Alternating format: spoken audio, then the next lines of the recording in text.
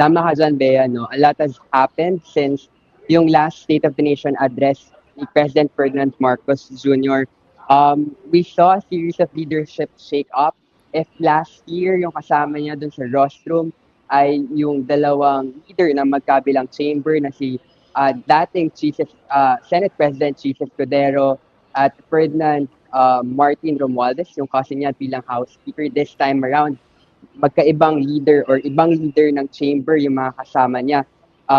This time, si Senator Win Gatchalian bilang Senate President and si Boji D bilang Speaker of the House. As mentioned, we saw a leadership shake-up one after another. Nakita natin, initially, it started with Chis Escudero. Then, after being allegedly linked to the flood control corruption scandal, he was ousted, followed by Tito Soto, then Alan Peter Cayetano, then now the currently sitting Senate President is Win Gatchalian. So, yung gulo sa Senado happened or actually started when Peter Cayetano rise to power. Itong nagsimula siya with the isang kudita ng mga Duterte allied senators na nag-upo nga ultimately kay Alan Peter Cayetano bilang Senate President. On that day, nagpakita rin si Senator Bato de la Rosa who has been hiding from the International Criminal Court warrant of arrest in relation to Duterte's drug war.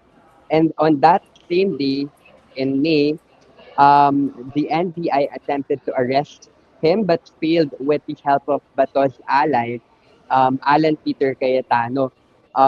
Naging magulo or chaotic yung araw na yun kasi talagang naghabulan dito sa Senado nung sinubukang arestuhin ng NBI itong si Senator Bato de la Rosa.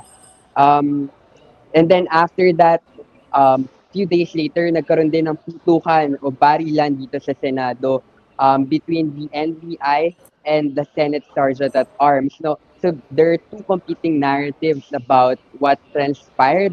Alan Peter Cayetano claimed na under attack yung Senate. Yung NBI naman claims otherwise. So, ayun.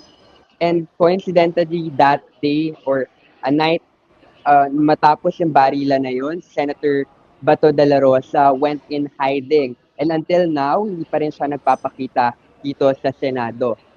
And ayun, you can see talaga yung division dito sa Senate in the past few weeks. Also, um, you can notice na several senators are under controversy. Andyan Senator Rodante Marcoleta na ngayon ay nakakulong because of plunder case because in relation to campaign donations received nung tumakbo siya bilang senador. Andyan din naman si Senator Jinggoy Estrada who is being linked sa flood control corruption scandal. And Senator, as mentioned, Senator Bato de la Rosa who remains in hiding dahil nga sa ICC warrant of arrest. So, we can see so far, meron lang tayong 21 actively sitting senators na present sa floor in the past few days or few months.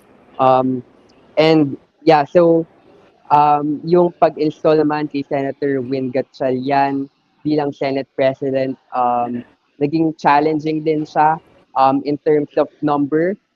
Initially, he was installed as Senate President pro tempore dahil hindi nila makuha yung 13 na required votes para mag-install ng Senate President. But ultimately, he secured that vote with the help of Senator Chis Escudero and Senator um, Joel Villanueva, who transferred from the Cayetano block to Gatchalian block. So it has been busy weeks here in the Senate dahil nga din aside dun sa function niya, although merong break, nagkaroon ng break yung Senado, naging busy siya dahil nagpa-function din ito bilang impeachment court dahil nga dito sa impeachment case ni Vice President Sara Duterte. Um, and Interestingly, si Senator Win Gatchalian, who ordinarily or based on the ordinary rules na yung Senate President dapat yung magpe-preside. This time, yung nagpe-preside dito sa trial is si Senator Chief Escudero. So, yun nga, naging napaka-busy ng Senado ngayon dahil nga nag-function ito bilang impeachment court.